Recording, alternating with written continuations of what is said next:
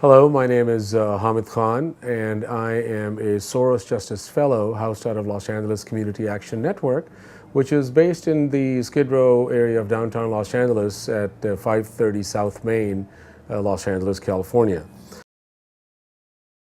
The population that we are working alongside is primarily the Skid Row residents, the homeless population in Los Angeles, but also that specifically deals with counterterrorism surveillance, national security, and LAPD surveillance and spying, reaching out to some of the impacted communities like the Muslim, South Asian, Arab, the other larger API populations that have historically been targeted as a result of national security policies.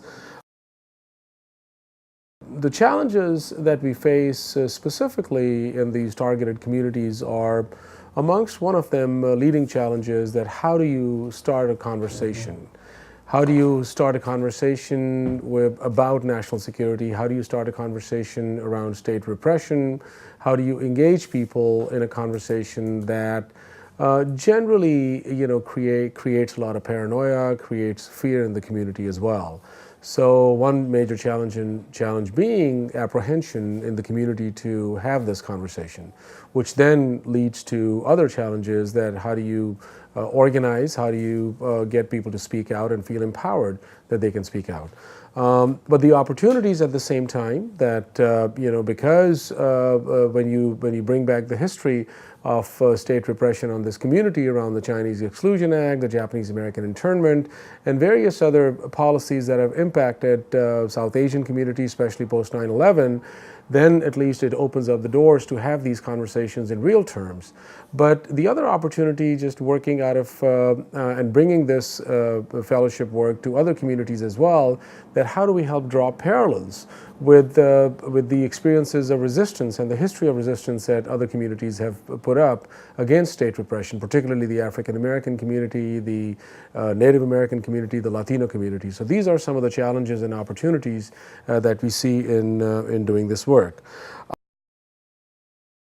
So sharing with you all the most recent accomplishments of the organizations, I think Los Angeles Community Action Network sets a clear example of what accomplishments have been there, working with the LAPD. Number one, reducing the citation rate in Los Angeles by 46%.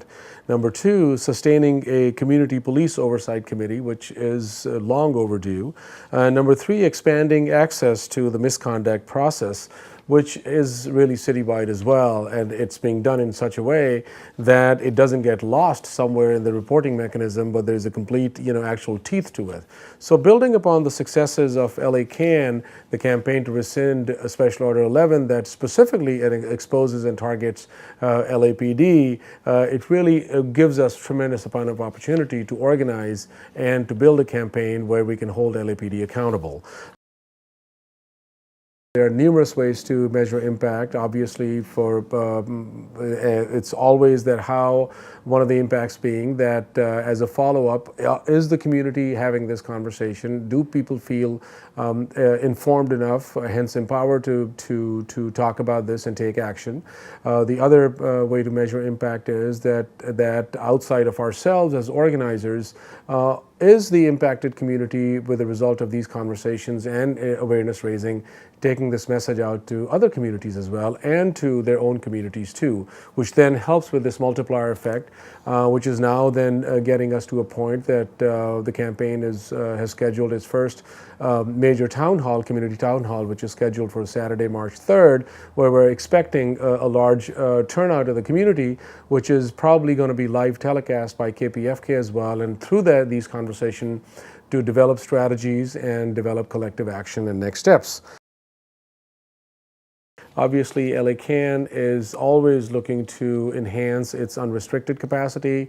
The last year, it has increased its unrestricted capacity by 30% in its annual budgeting. The second way is always looking for new ways to raise funds, new resources for funding.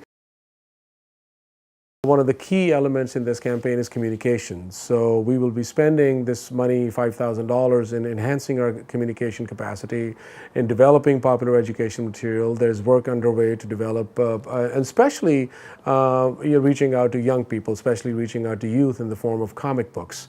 Also other social media and other forms of communication, such as strengthening the website, how the website can become a repository of information for surveillance and spying, and how it can become also a repository for research as well, where other people can learn. So these are some of the ways that we feel that we can be very effective in strengthening our campaign with the funds. Thank you very much, and look forward.